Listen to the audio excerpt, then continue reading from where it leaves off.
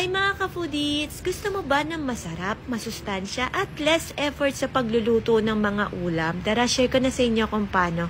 Alam nyo ba guys, na pinagsabay ko na ang pagsasaing at ang pagluluto ng ulam. Gamit ko ang isdang pampano, pinahiran ko ng asin at ng luya. Tapos pinasok ko yung luya sa loob ng isda. Maglagay ng sesame oil, ipahid sa isda, paghaluin ng onion leeks, ginger at light soy sauce. Tapos ilagay mo to sa isda at balutin ng foil.